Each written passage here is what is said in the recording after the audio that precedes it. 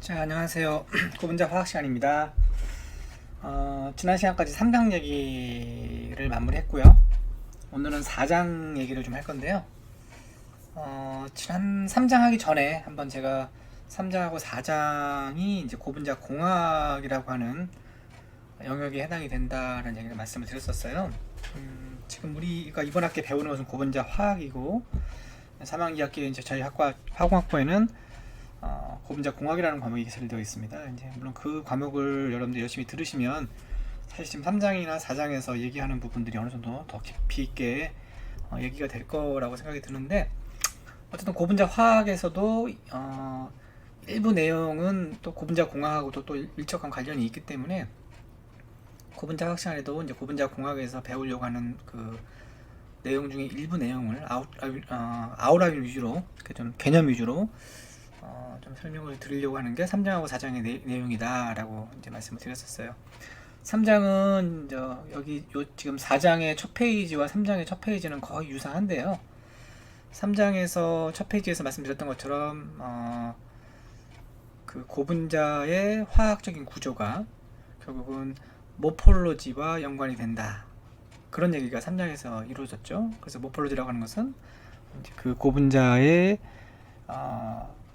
구조가 결정을 만들기가 쉽냐, 아니면 결정을 만드는 게 어렵냐, 즉 아모프산 구조가 되느냐, 이런 얘기였어요. 그래서 고분자의 구조 자체가 레귤라하고 규칙적이라고 한다면 결정을 만들기가 용이하다. 그리고 또 하나 중요한 거는 고분자의 체인과 체인 사이가 잘 패킹될 수 있는 어떤 구조, 내지는 체인하고 체인 사이의 인터랙션, 우리가 보통 이제 세컨더리 포스라 그러는데, 이제 반데르발스 포스보다는 좀 더 강한 다이폴이라든지 H 본딩이라든지 뭐 이오닉 본딩 같은 것들이 있으면 고분자가 좀 더 서로 인터랙션을 통해 가지고 결정화가 일어나기 쉽기 때문에 그런 고분자들은 이제 결정성 고분자. 하지만 물론 100% 결정성 고분자는 없기 때문에 세마이 크리스탈린 고분자, 부분 결정 고분자가 된다라고 말씀을 드렸고, 구조 자체가 이렇게 레귤러하지 않고 또는 분자 간의 체인 간의 인터랙션이 이렇게 쓰지 않는, 예를 들면 반데르발스 포스로 되어 있는 뭐 P 같은 경우는 물론 이제 P에서도 결정성을 줄 수 있겠지만 일반적으로는 아모포스한 고분자다라고 이제 얘기를 할 수가 있겠죠. 그래서 그런 어떤 고분자의 화학적 구조가 결국은 모폴로지를 결정하게 되고, 그게 결정이냐 아모포스냐 크리스탈이냐 아모포스냐를 결정하게 되고, 결국은 그게 최종적인 고분자의 물성, 즉 그 고분자를 만든 제품의 물성에 영향을 주게 된다라는 얘기를 이제 3장에서 했었어요. 4장은 이제 그러면 이제 그런 고분자의 물성을 이해하고, 고분자의 모폴로지를 이해하고, 고분자의 화학적 구조를 이해하면서 우리가 실제로 고분자를 가지고 어떤 제품을 만들 때 어떠한 가공 방법을 사용하느냐, 또는 그런 가공 방법 중에서 결정성인 고분자와 또 무결정인 고분자를 어떤 식으로 가공해서 고분자를 만드느냐, 현재 고분자를 가지고 제품을 만드느냐. 제품이라고 하는 것은 우리가 이제 일상생활에 사용하고 있는 어떤 다양한 제품들이겠죠. 뭐 가깝게는 플라스틱 어떤 제품들, 내지는 뭐 섬유, 뭐 접착제, 뭐 이런 것들이 있는데, 뭐 그런 것들을 어떻게 이제 어떤 방법으로 가공을 하느냐, 뭐 이런 이제 얘기를 4장에서 좀 할 건데요. 뭐 물론 설명을 좀 더 자세히 나중에 하겠지만, 설명을 하기 전에, 그런 자세한 설명을 하기 전에 여러분들한테 동영상을 조금 보여드릴 거예요. 그래서 그 동영상을 한 20분 정도, 30분 정도 시청을 좀 하고, 여러분들이 그리고 나서 이제 그런 그 동영상에 대한 설명을 포함해서 고분자의 가공 방법에 대한 얘기를 조금 말씀을 드리겠습니다. 이 비디오는 사실 굉장히 오래된 비디오예요. 한 30년은 된 비디오인데, 최근에는 아마 이런 것들이 더 자세하게, 더 화질도 좋고, 그다음에 좀 더 내용이 충실하게 아마 나오는 비디오가 있을 거라는 생각이 드는데, 사실 뭐 30년 전에 만든 비디오도 저희가 충분히 이해할 수 있고, 저희가 지금 배우려는 내용에 굉장히 충분한 그런 내용을 가지고 있기 때문에 이 비디오를 제가 여러분들 보여드릴 거고요. 여러분들이 또 이것과 관련해가지고 인터넷에서 처음에 첫 시간에 제가 말씀드렸던 것처럼 구글 그런 검색을 통해가지고 여러분들이 폴리머 프로세싱 또는 플라스틱 프로세싱이라는 어떤 키워드를 가지고 여러분들이 검색을 해보면 다양한 그런 비디오들을 좀 볼 수가 있습니다. 그래서 이제 그거를 좀 감안하셔서 여러분들이 이 비디오를 좀 보시기 바랍니다. 자, 비디오가 좀 오래돼서 좀 화질도 안 좋고 소리도 좀 그런데 한번 여러분들 시청을 좀 해보시기 바랍니다.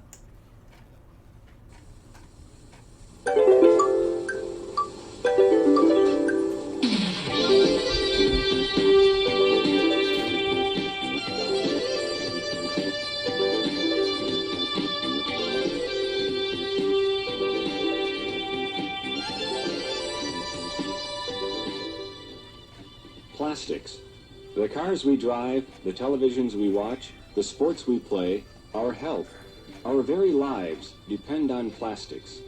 In fact, over 85% of all manufactured goods contain some element of plastic. The more we develop them, the more plastics prove to be the most energy efficient, environmentally safe materials we can use. These energy-saving and environmentally sound qualities are even present during the production of the plastic materials.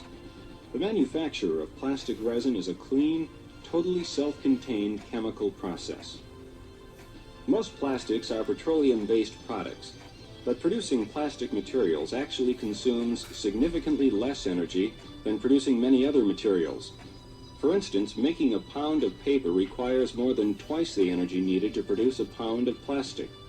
A pound of glass requires 2 1/2 times more energy, a pound of steel 5 times more, and a pound of aluminum requires 32 times more energy. Less than 5% of the United States' annual oil and natural gas consumption is used as raw materials by the plastics industry. Plastics are unique in that they save energy when they are used as well as when they are produced. For instance, by replacing the heavy metal body parts of cars with smaller and lighter plastic parts, the automobile industry can effectively reduce oil and gas consumption. Plastics also save valuable energy by preserving the supply of fuels that provide us with power and heat. Polystyrene and polyurethane foam are among the most common and efficient insulating materials known. When used with other energy conservation methods, they are invaluable in keeping heat in our homes and reducing our fuel bills.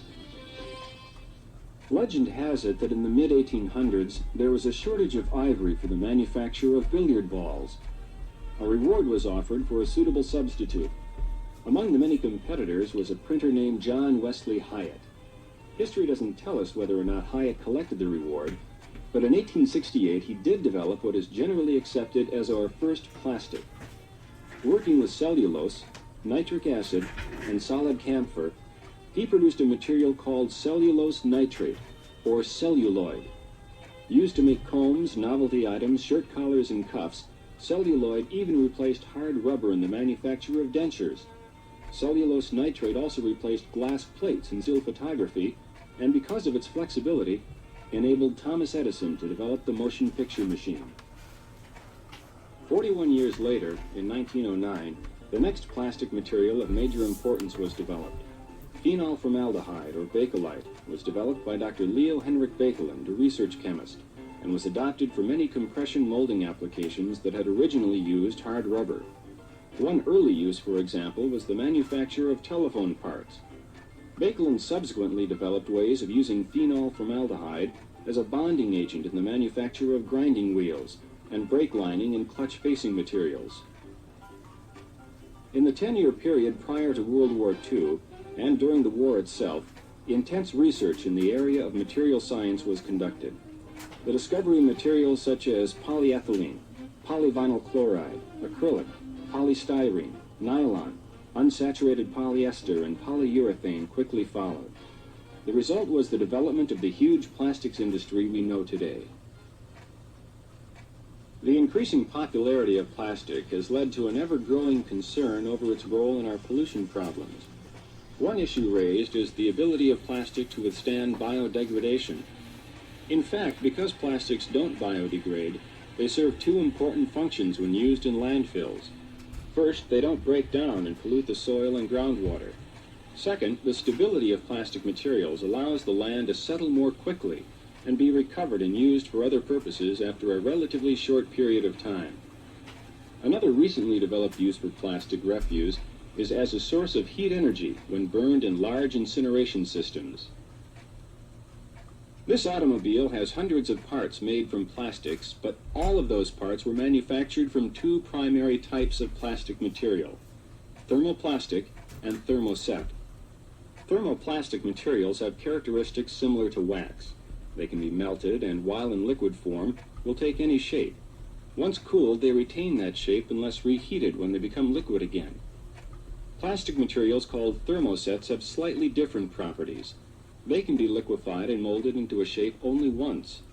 During that process, they undergo an irreversible chemical change that prevents them from returning to their original state. Thermosets can be compared to eggs.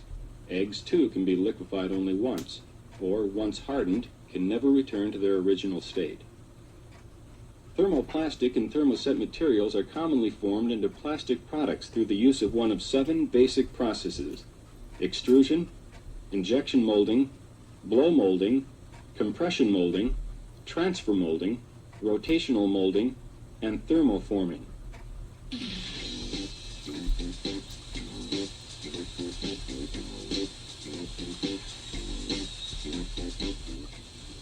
The extrusion of plastics is similar to squeezing toothpaste from a tube.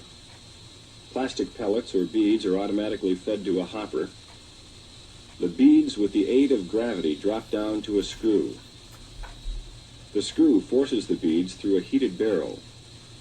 The working action of the screw in combination with the external heat liquefies the material until it can be forced through a die, like toothpaste forced through the nozzle of the tube.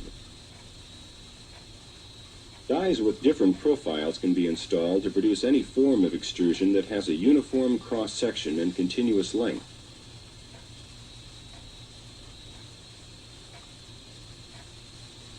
The plastic is carried away from the die to a unit which uses forced air or water to cool the material so that it doesn't lose its shape.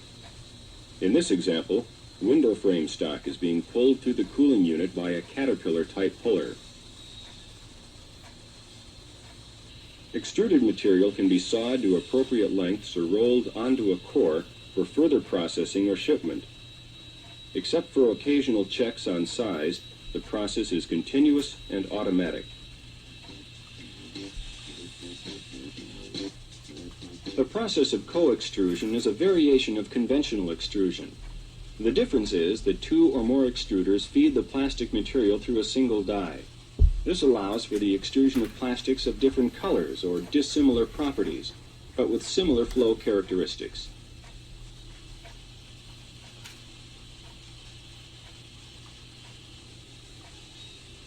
In the application shown here, the extruded window seals, which are a combination of rigid and flexible material, are co-extruded, then cooled in water.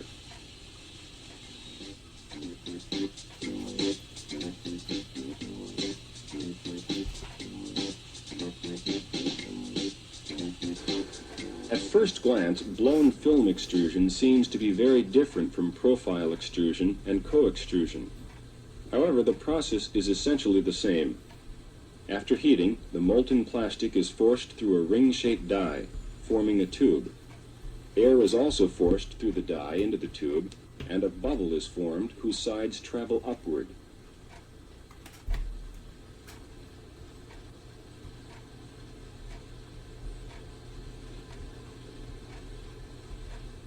This piece of equipment, which is producing plastic bags, carries the plastic up several stories before folding it over and bringing it down.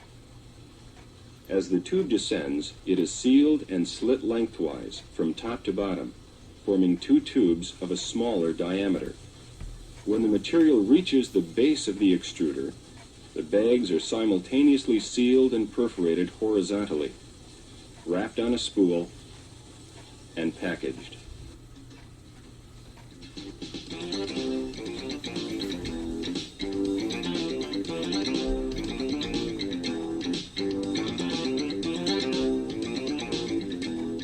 Injection molding differs from extrusion in that the plastic materials are forced into a mold rather than pushed through a die to form the part. A hopper is filled with plastic material or beads, which is fed in appropriate amounts to a heating cylinder or barrel at the beginning of each molding cycle. Heating elements and the action of the screw soften the material and heat it to temperatures which can be in excess of 500 degrees Fahrenheit. When a sufficient amount of plastic has been softened, the screw stops rotating and then, functioning as a plunger, forces the plastic forward through the nozzle and into the closed mold cavity. A complete injection molding cycle can range from a few seconds to several minutes in duration, depending on the part being molded. The mold, which in this instance is forming plastic covers for industrial-sized soap dispensers, is kept cool so the thermoplastic material will solidify and retain its shape. When the cycle is finished, the product drops from the mold and may be conveyed away from the press. Although the size, configuration, and method of operation of the injection machines may vary, the basic principles of injection molding are similar. Here, inserts are placed on a locating device in the mold cavity prior to the injection process. This allows metal pieces to be molded into the part.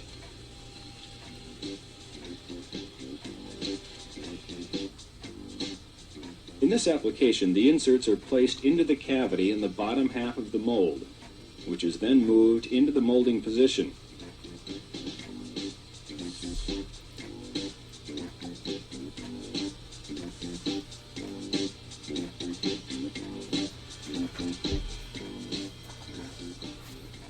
While the injection process takes place, the previously formed parts are removed and inspected.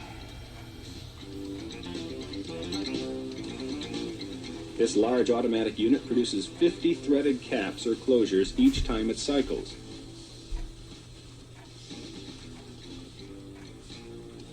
As the mold opens, the caps are automatically unscrewed from the mold. The caps are used for liquid soap bottles.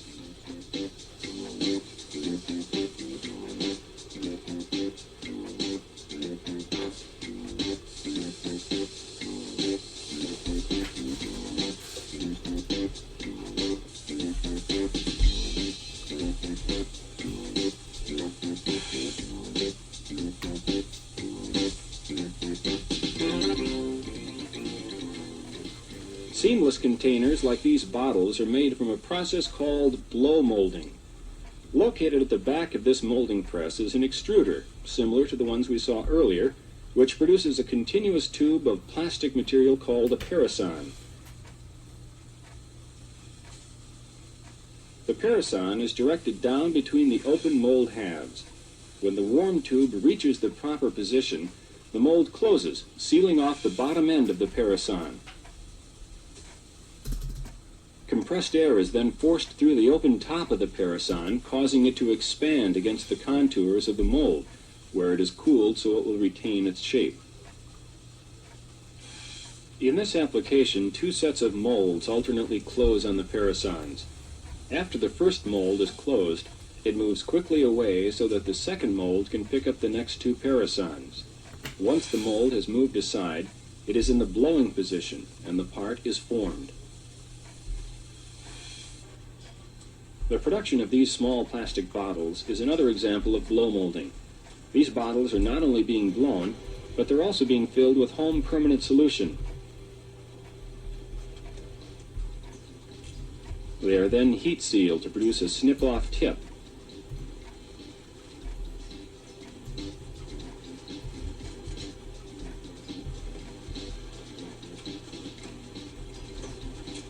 Because this material is thermoplastic, the pinch-off, or excess plastic, is automatically removed and reground to be used again.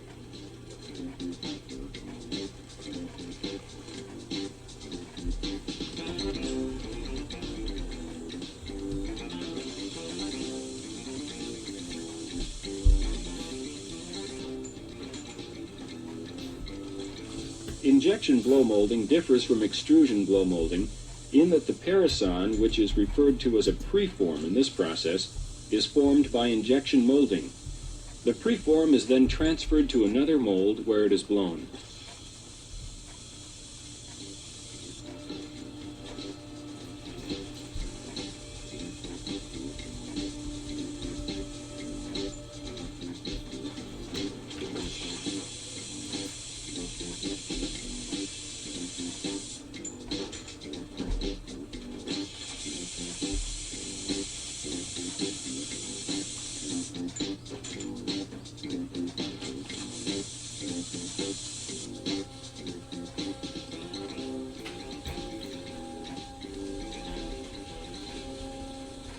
Compression molding was one of the first processes used by the plastics industry, and it is still commonly utilized to make articles from thermoset materials.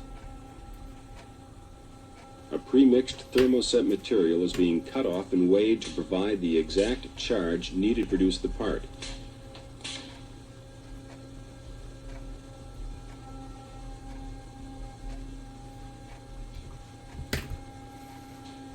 The charge is placed directly into the mold, which has been heated to temperatures between 300 and 400 degrees Fahrenheit. As the mold halves are forced together by the press, the plastic flows into the recesses of the cavity. Since the plastic material is thermosetting, the heat and pressure cause an irreversible chemical change in the plastic which solidifies the part. The plastic won't soften, so the mold needn't be cooled. This particular mold is for microwave oven trays. After a short interval, the press is opened and the molded part removed. The cycle is complete. Any plastic remaining in the mold is removed with compressed air and the cavity is ready for the next charge.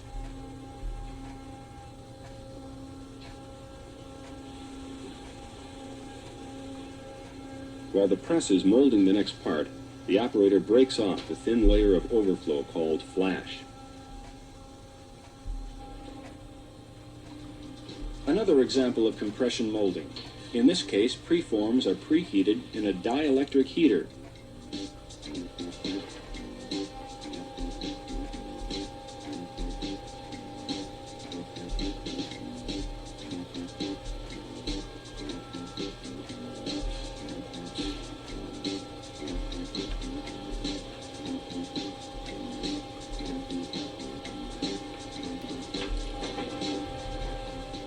This mold is forming 8 knobs simultaneously in identical cavities.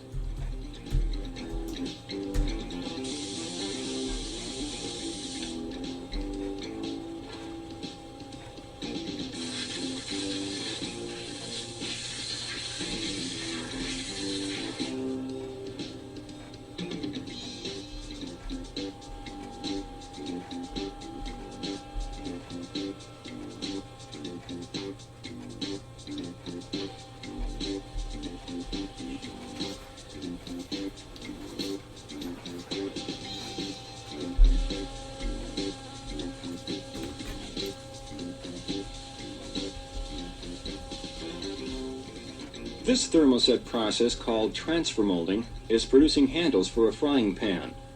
Preheated plastic preforms are placed into an area of the mold called a transfer chamber. A plunger compresses the plastic in the heated transfer chamber, causing it to liquefy and flow through passages called runners into multiple hot closed mold cavities.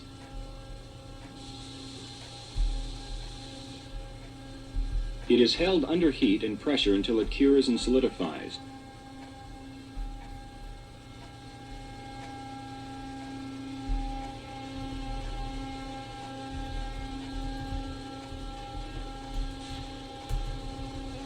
During the current cycle, the parts are deflashed and other handwork is performed if necessary.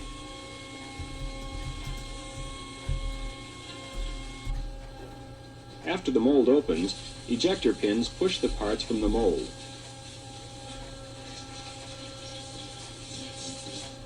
The sprues and runners are broken off and thrown away. After the parts are loosened and removed, the mold cavities are cleaned with compressed air.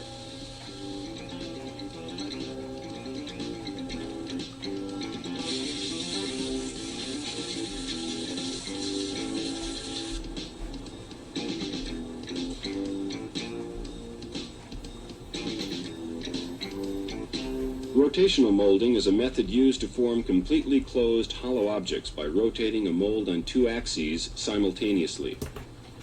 The process consists of 3 steps: unloading and loading, heating, and cooling. A measured amount of plastic is placed in the mold. The mold is closed, then heated in an oven while being rotated around 2 axes. This action melts the plastic and distributes the material around the interior surface of the mold, forming a hollow, closed part. This large 3-spindle production unit has a position for each of the 3 steps. The first position of the process is for unloading and loading, the second position for heating, and the third for cooling. The first mold is filled and clamped together from a large movable platform. When a part is finished in the oven, the doors open and the oven moves back out of the way on tracks. The spindles are then indexed clockwise 1 position. This brings the first mold in position for the oven. The hot mold is now in the cooling position, where water is sprayed onto the mold to begin the cooling process. and the cool mold is in position for unloading and loading. The oven moves back over the mold, the door closes, and the heating begins while the next mold is being prepared. This unit, which is molding large underground storage tanks, takes 66 minutes to complete its cycle.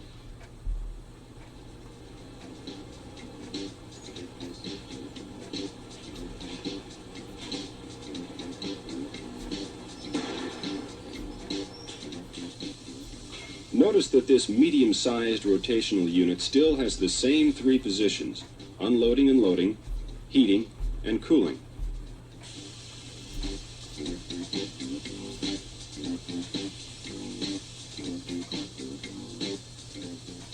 In this application, 2 or more molds are attached to each spindle. This allows for the production of several different parts simultaneously.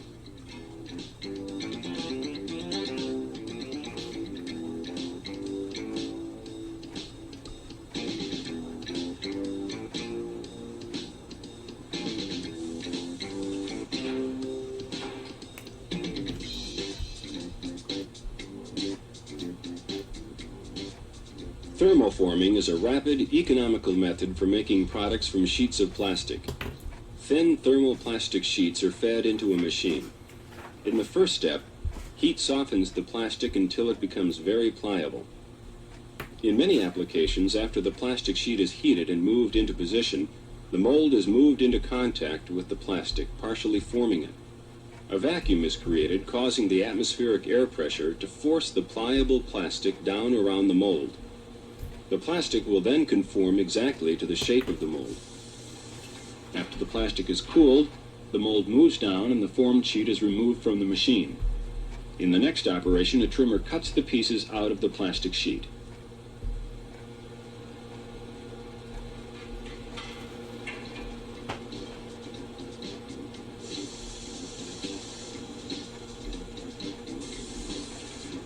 Careful control of the vacuum and temperature are needed.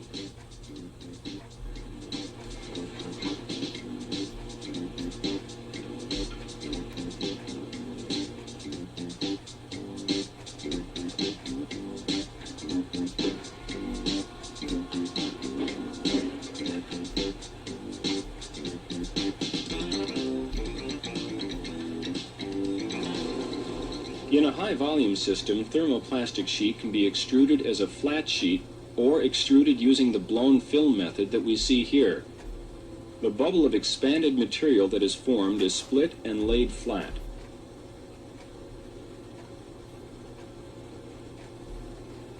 After it is cooled, it is finally wrapped into a roll.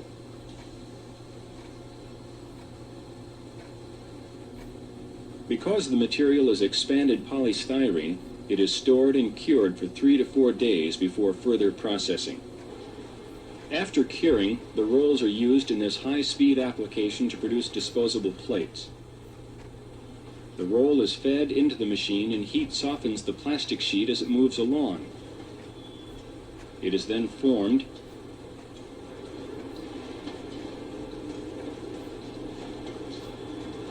A trimmer automatically cuts the plates out of the continuous plastic sheet.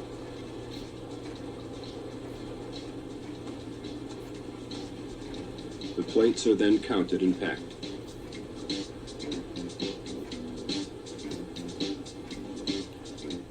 Let's review. Plastic products are made from thermoplastic and thermoset materials. Thermoplastics can be formed into a shape, cooled, and later reheated and formed again. Thermosets cannot. 7 of the most common processes used in today's plastics industry are extrusion, injection molding, blow molding, compression molding, transfer molding, rotational molding, and thermoforming. Extrusion, the forcing of heated, softened thermoplastic material through a die, is used to create products of continuous length and uniform cross-section. Co-extrusion combines plastics of different colors or dissimilar properties through the same die. In blown film extrusion, the softened plastic is also forced through a die, but air is forced through the die also, forming a plastic bubble.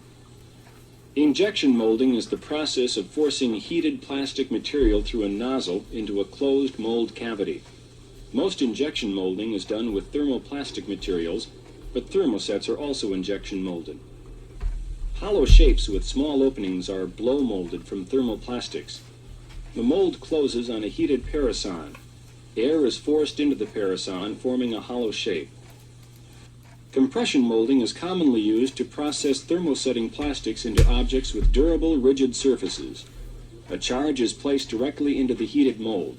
The mold halves are then forced together by the press, and the softened charge flows into the recesses of the cavity to form the product. Transfer molding also utilizes thermoset materials.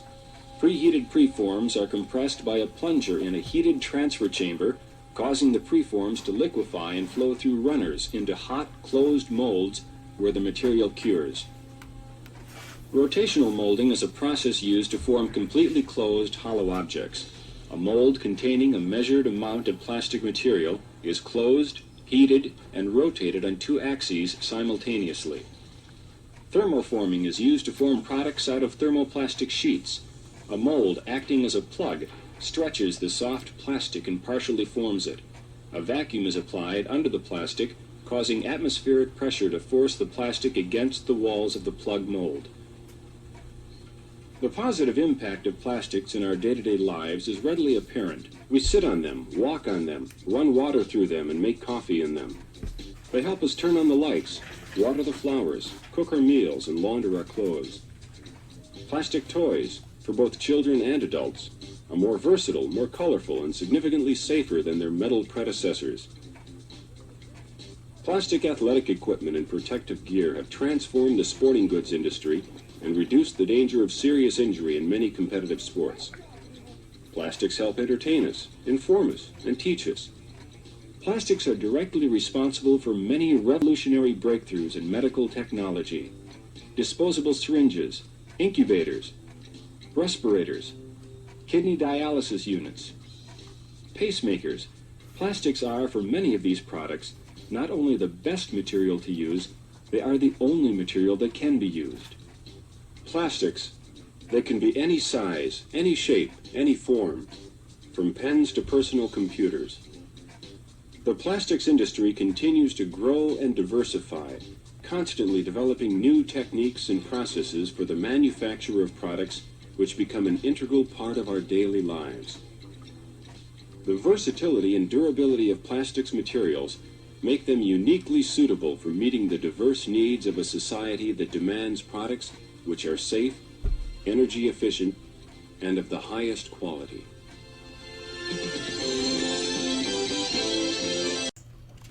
자, 비디오 잘 보셨습니까? 비디오가 좀 오래되고 소리도 안 좋고 화질도 좀 별로죠. 더군다나 영어로 돼 있어서 여러분들이 얼마나 충분히 이해를 하셨나 모르겠는데 비디오에서 중요한 내용들 조금 요약을 해드릴게요. 앞쪽은 뭐 고분자에 대한 뭐 히스토리라든지 뭐 이런 거, 플라스틱에 대한 얘기 좀 했었고 환경 문제가 있다 뭐 이런 얘기 했으니까 뭐 그 부분은 그렇게 중요한 얘기는 아니고요.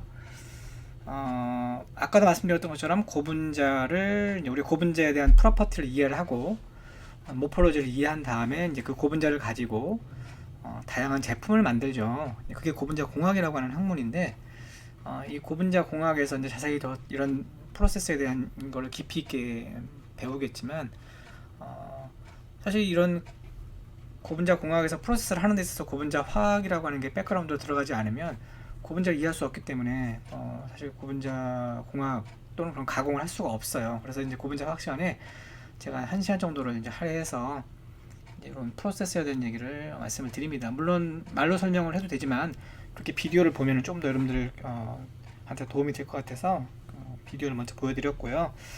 자, 비디오에서 이제 얘기했던 것 중에 우리가 이미 배웠던 것 좀 있죠. 뭐 서머 플라스틱, 그죠?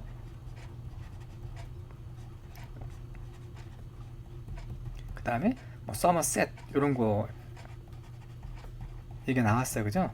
서머 플라스틱은 마치 양초처럼 이렇게 이제 녹였다 굳혔다 할 수 있다. 열을 줬을 때 대부분 리니어나 브랜치 폴리머가 해당이 될 것이고, 서머셋은 이제 크로스링킹이 되는 네트워크 폴리머고, 이건 계란이라고 하는 거를 이제 여러분들한테 보여주면서 설명을 했었죠. 이 두 가지를 여러분들 이해를 하셔야 되는데, 이 서머 플라스틱을 가공하는 방법과, 그러니까 서머 플라스틱 압출이라고 하는 고분자를 어떻게 가공을 하느냐 하는 방법과 그다음에 서머셋을 가공하는 방법에 대한 설명을 하고 있는데, 대부분의 여기서 몇 가지 방법을 쭉 소개하고 있는데 대부분의 방법들이 이제 서머 플라스틱을 가공하는 방법이라고 생각하시면 되고요. 물론 서머셋도 이제 그런 방법을 사용할 수는 있지만 서머셋은 상당히 제한적으로 이런 플라스틱을 가공할 수밖에 없다라는 거를 미리 말씀을 드립니다. 그래서 이제 하나하나 살펴보면 가장 먼저 얘기했던 게 이제 익스트루전이라고 하는 거죠. 익스트루전. 우리나라 말로 굳이 뭐 해석을 하자면 압출이라고 할 수가 있는데요. 요거는 이렇게 앞에 몰드가 있어요. 몰드. 일정한 모양의 몰드가 있고, 이 몰드에 이제 구멍이 뻥 뚫려 있겠죠. 이렇게 몰드가 있고, 요 몰드 쪽 몰드가 연결된 게 뭐냐면 이렇게 이제 스크루가 연결되어 있습니다. 스크루가 쭉 연결되어 있고요. 위에 가서 이제 호퍼라는 게 이렇게 있는 거죠. 이런 식으로. 그래서 여기다 고분자를 집어넣고, 성 플라스틱 같은 것들을 집어넣고, 여기서 온도를 양쪽에서 가하면서 얘가 쭉 스크루에 의해서 앞쪽으로 가면서 요 몰드를 통과해서 나오는 거죠. 그러니까 이게 쉽게 여러분들 이해하시면 떡가래 떡 있죠. 이렇게 가래떡, 길게 뽑는 떡, 그걸 뽑는 거라고 생각하시면 돼요. 그 기계하고 사실 동일한 원리로 작동이 되는 거고, 플라스틱을 녹여서 마치 떡을 뽑듯이, 가래떡을 뽑듯이 고분자를 앞으로 쭉 길이 방향으로, 이렇게 길이 방향으로 길게 뽑아내는 그런 공정이라고 생각하시면 되는데, 우리가 쓰는 제품들 중에 이제 이렇게 길이 방향으로 긴 거 있죠. 길이 방향으로 긴 게 뭐가 있을까요? 뭐 파이프라든지, 그죠, 여러분들? 그 다음에 우리 여기 이제 비디오에서는 창틀을 예를 들어서 창틀, 우리 하이샤시 같은 거 있잖아요. 집에 사용하는 창틀, 그런 데 들어가는 것들이 이런 압출이라고 하는 공정을 통해서 만들어집니다. 이 몰드에, 여기 사용하는 몰드의 모양에 따라서 다양한 형태의 어떤 그런 제품들이 나올 수 있겠죠. 그래서 이제 압출이라고 하는 것은 이런 길이 방향으로 긴 제품을 만들 때 사용한다라고 생각하시면 되고, 이제 그 비디오 중에 코 익스트루전도 얘기를 했었어요. 코 익스트루전. 코 익스트루전은 이런 압출기를 하나를 더 써요. 여기다 하나를 더 이렇게 양쪽으로 이렇게 붙여가지고 이쪽에다 호퍼를 붙여서 두 종류의 고분자를 가지고 하나의 몰드를 통과시키는 거예요. 그럼 어떤 이점이 있냐면, 한쪽은 딱딱하고 한쪽은 약간 말랑말랑한 거, 이쪽은 딱딱하고 이쪽은 말랑말랑한 고분자를 하나의 공정으로 만들 수 있다는 거죠. 그래서 이제 그 비디오에서는 창틀에 들어가는 어떤 그 제품들을 보여줬는데, 한쪽은 딱딱하고 한쪽은 말랑말랑한 그런 제품, 이제 코엑스트루전이 그런 공정으로 만들 수 있죠. 안 그러면 이제 딱딱한 거 만들고 말랑말랑한 거 만들어 서로 접착제로 붙여야 되는데, 그럴 필요가 없다라는 거죠. 이렇게 코엑스트루전을 쓰면은 한 번의 공정으로 그런 제품을 만들 수 있으니까 이점이 있겠죠. 그 다음에 이제 또 하나 아주 재밌는 비디오가 블로운 필름이라고 하는, 블로운 필름 익스트루전이라고 이제 하는, 블로운 필름은 이 압출기가 이제 이렇게 여기 몰드가 있으면 몰드가 여기서 압출이 이렇게 돼서 나오죠. 그 몰드가 하늘을 향해 있어요. 그리고 몰드를 통해 가지고 나온 고분자가 이렇게 위로 올라가죠. 이때 다행히 몰드 모양은 이렇게 도나츠 모양일 거예요. 그러면 도나츠에서 이 부분을 고분자가 빠져나오는 거죠. 이 부분을 통해서. 그러고 나서 여기서 이제 바람을 이렇게 불어넣는 거죠. 바람을 불어넣으면 고분자가 이렇게 팽창이 되면서 뭐가 만들어지냐면 우리 비닐 봉투가 만들어지는 거예요.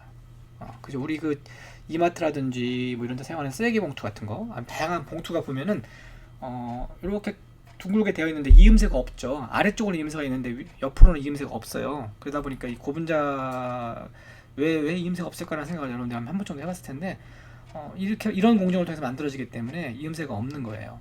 그래서 대부분의 우리가 봉투라고 하는 봉지, 비닐 봉지라고 하는 것들은 이런 블로운 필름을 통해서 만들어진다라고 생각하시면 되고요. 그 다음에 그 비디오에서는 설명을 안 했지만 이제 파이버 스피닝이라고 하는 게 있어요. 파이버 스피닝.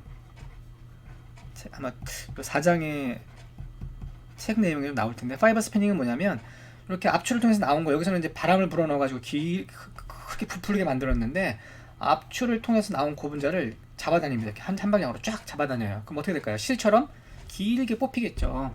그죠? 이걸 우리가 스피닝이라고 해요. 스피닝이라고 하죠. 스피닝. 실 뽑는 걸 우리가 방사라고 하잖아. 그러니까 고분자를 녹여가지고 이 압출기를 통해서 나온, 몰드를 통해서 나온 고분자를 잡아가고 한 방향으로 계속 쭉 잡아당겨주면서 계속 말면 이게 실이 되는 거죠. 그래서 실 같은 거 뽑을 때 이런 익스트루전을 쓴다라는 거, 이런 것들이 있을 수 있다는 거예요. 두 번째 이제 설명했던 게 뭐냐면 인젝션 몰딩을 설명했죠. 인젝션 몰딩.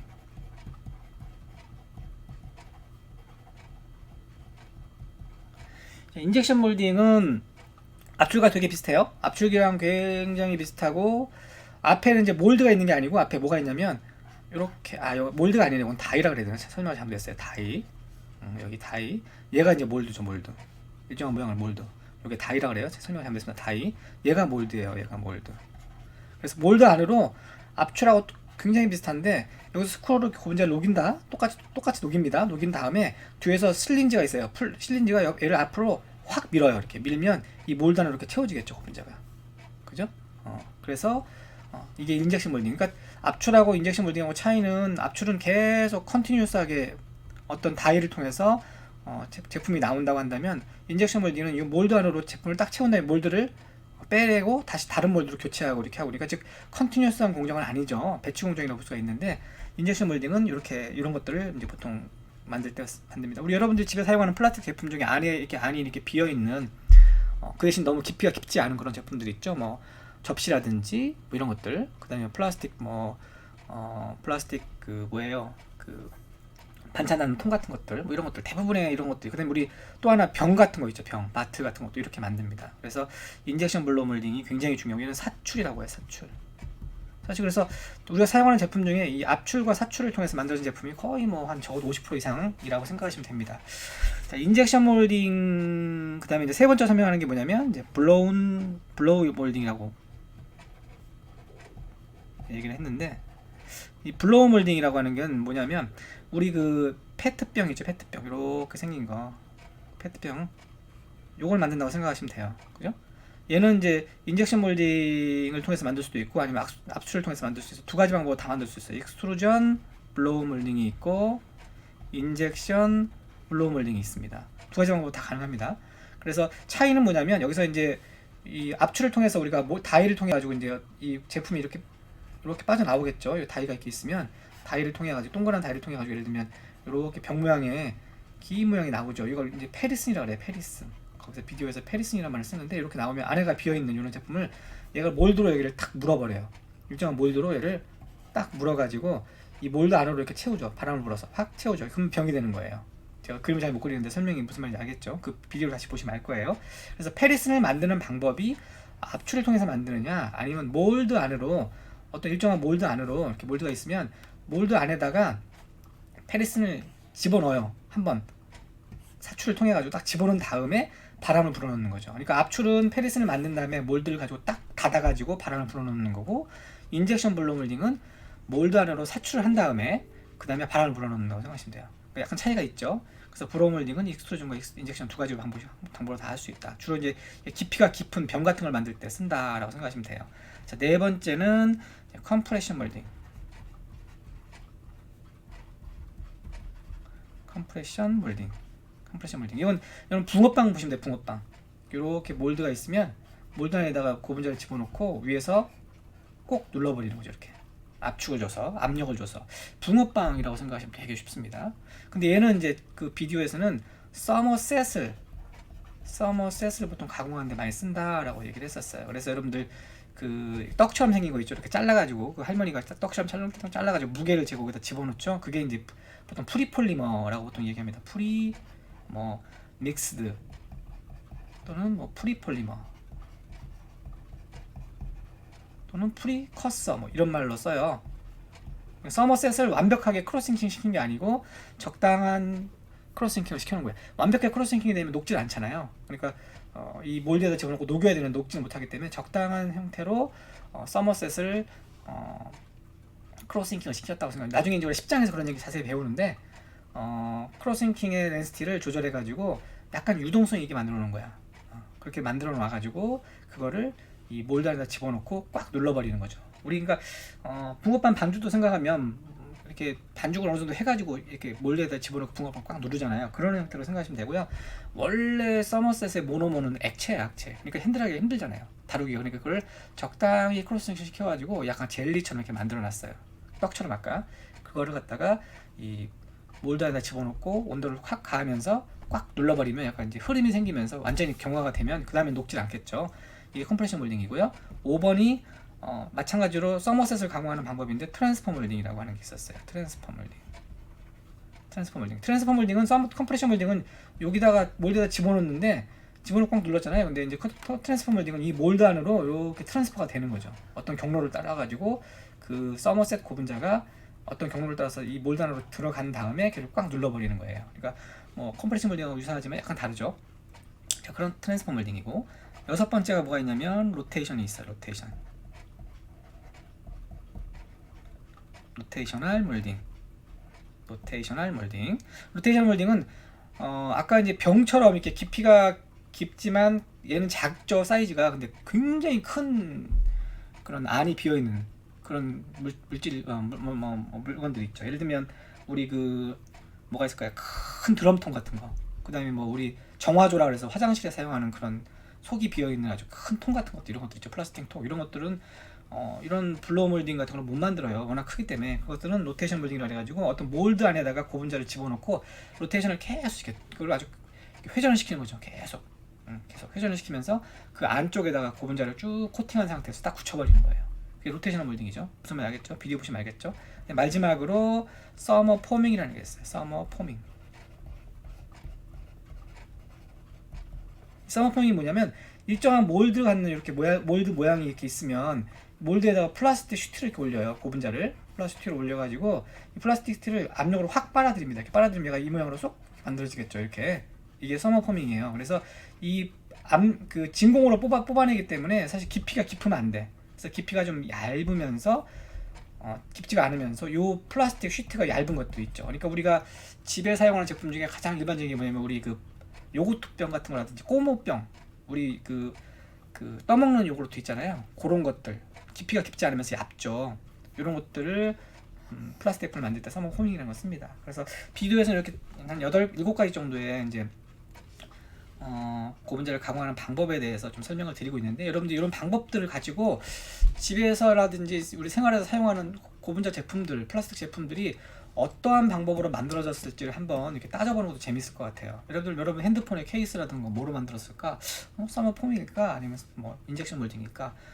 좀 두께가 얇은 뭐 핸드폰 케이스 같은 경우는 뭐 서머 폼으로 만들 수도 있겠죠. 그렇지만 일반 대부분의 그 핸드폰 케이스는 인젝션 몰딩을 할 확률이 높죠. 그다음에 또 뭐가 있을까요? 여러분들 뭐 또 집에 사용하는 다양한 제품들 중에 뭐 어떤 플라스틱 제품 중에 어떤 그 공정으로 만들었을지를 한번 이렇게 따져서 고민해 보시면은 재미있을 것 같습니다. 그래서 그런 의미에서 여러분들이 이걸 좀 받아들여 주면 좋을 것 같고요. 그래서 이제 여러분들 다시 한번 이런 설명을 제가 들었으니까 이걸 가지고 다시 한번 비디오를 다시 한번 돌려 보시면 많은 도움이 될 거라는 생각이 듭니다. 자, 그 다음에 책에서 몇 가지 설명하고 있는 것들을 조금 추가적으로 설명을 드리고 오늘 강의를 마무리하겠습니다.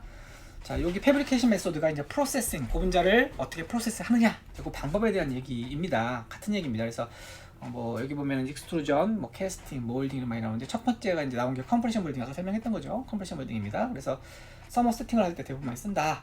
그래서 이제 적당히 크로스팅 시킨 고분자를 갖다가 우리가 인시추로 몰드에다 집어넣고 온도를 확 가하면서 인시추로 크로스팅을 시킨다. 뭐 그런 말이죠. 그래서 이제 큐어란 말도 나오죠. 큐어란 말도 나오고, 풀리 큐어된다, 파셜리 큐어됐던 것이 이제 풀리 큐어된다, 이런 말 나오죠. 그래서 우리가 이제 뭐 FRP, 파이버 린포스 플라스틱 같은 거 만들 때 많이 씁니다. 그러니까 이거 여러분들 그 플라스틱 자체가 약하니까 그 플라스틱 안에다가 우리가 뭐 파이버라든지 글라스 파이버라든지, 요즘 글라스 파이버는 안 쓰죠, 환경 때문에. 뭐 카본 파이버 같은 것들 집어넣고 고분자에 섞은 다음에 그거를 몰드에 집어넣고 꽉 눌러가지고 이렇게 제품 만드는 것들. 우리 여러분 집에 사용하는 욕조라든지 뭐 이런 것들 있잖아요. 이런 것들, 인조 대리석, 그 집에 어디에요? 그 부엌에 가면 인조 대리석 있죠. 그런 것들, 이런 거 컴프레션 몰딩으로 많이 만듭니다. 요런 만들어진다는 거 아까 뭐 비디오랑 같이 한번 비교해 보시면 좋을 것 같고요. 자, 인젝션 몰딩 아까 설명했죠. 인젝션 몰딩. 요 인젝션 몰딩은 아까 말씀드린 것처럼 요 스크루를 통해 가지고 고분자가 쭉 가고, 그래서 이 방향으로 하는 거네. 이 방향으로 가고 여기 몰드에다가 확 채워놓는 거죠. 이렇게 채워놓는 거죠. 그죠? 이건 이제 몰드에다가 집어넣는다. 그죠? 그래서 인젝션 몰딩이라는 것이 있고, 자, 인젝션 몰딩은 일반적으로 이제 서머 플라스틱을 많이 해요. 서머 플라스틱을 많이 하는데, 서머셋도 인젝션 몰딩이라 해가지고 반응을 시키면서 여기서 이제 고분자를 여기서 서머셋 같은 경우 온도를 줘서 여기다 가해버리면 굳어버릴 거 아니에요. 그러니까 이 몰드 안에다가 직접 집어넣으면서 몰드 자체를 반응을 시켜버리는, 그래서 그걸 리액션 인젝션 몰딩이라고 그러는데 좀 다릅니다. 좀 어렵습니다. 이것은 그냥 참고 삼아 이렇게, 요건 아니네. 4-3이 어디 있어요? 요거네요. 이렇게 해서 이제 몰드 안에다가 고분자를, 두 종의 고분자를, 예를 들면 모노머 A하고 모노머 B를 동시에 이렇게 인젝션을 하면서 열을 확 가해버리는 거죠. 그러면서 반응이 일어나게 이렇게 이제 하는 게 리액션 인젝션 몰딩이라 해가지고, 원래는 인젝션 몰딩은 서머 플라스틱만 됐었는데 이제 서머 셋도 되게 만드는 방법들이 개발이 됐죠. 자, 인젝션 몰딩 설명했고요. 자, 이제 블로우 몰딩 아까 나왔던 거죠. 요거 이렇게 이제 페리슨이라는 거예요. 페리슨, 이게 페리슨이에요. 페리슨 아까 설명했죠. 페리슨을 만들어 가지고 안에다 바람을 확 불어넣으면 이렇게 이런 병이 만들어지죠. 요걸 이제 이렇게 페리슨을 만든 다음에 몰드를 감싸 가지고 바람을 불어넣으면 인젝션 블로우 몰딩이 되는 거고, 아니면 이런 몰드 안으로 인젝션을 시킨 다음에 바람을 불어넣으면 그 인젝션 블로우 몰딩이 되는 겁니다. 좀 차이가 있죠. 블로우 몰딩 설명했고, 그 다음에 익스트루전은 여기 그림이 없네요. 피규어 4-2 요거 요 앞에서 몰드 대신에 다이가 있다고 생각하시면 다이, 그죠? 다이가 있다고 생각하시면 그게 이제 그 대신 이제 여기 실린지는 없죠. 실린지는 없고 그냥 계속 스크롤을 통해서 앞으로 내보내는 방법이라고 생각하시면 돼요. 그게 이제 익스트루전이고요. 자, 캐스팅은 그냥 몰드 안에다가 고분자 집어넣고 그냥 굳혀버리는 거야. 이게 캐스팅이라고 하는데 사실 뭐 그렇게 중요한 방법은 아닌데 비디오에서는 설명 안 했죠. 근데 이제 몰드 안에다 집어넣고 그냥 굳힌다 이렇게 생각하시면 돼요. 자, 폴리머 필름 아까 말했던 필름 블로잉 설명했던 거고, 그다음에 파이버 스피닝 나오죠. 여기 파이버 스피닝. 그리고 블로운 필름 아까 설명했던 거, 압출기를 넣어서 이렇게 바람을 불어넣어서 만드는 거. 파이버 스피닝은 압출 나온 거를 잡아다닌다. 쭉 잡아다니면 이렇게 파이버 스피닝이 된다. 설명했던 거예요. 파이버스 바이 스피닝이라는 말로 활용이 되기도 합니다. 자, 그다음에 이제 여기 마지막으로 나와 있는 게 폴리머 폼이에요.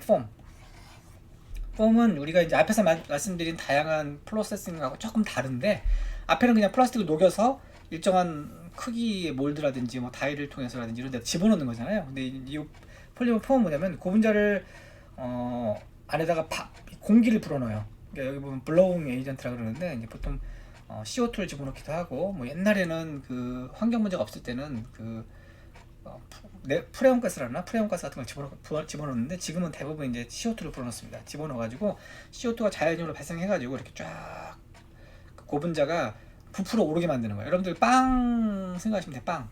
빵 만들 때 안에 효모가 발효되면서 CO2가 만들어지잖아요. 그럼 빵이 이렇게 부풀어 오르잖아요. 그런 상태에서 굳혀버리잖아요.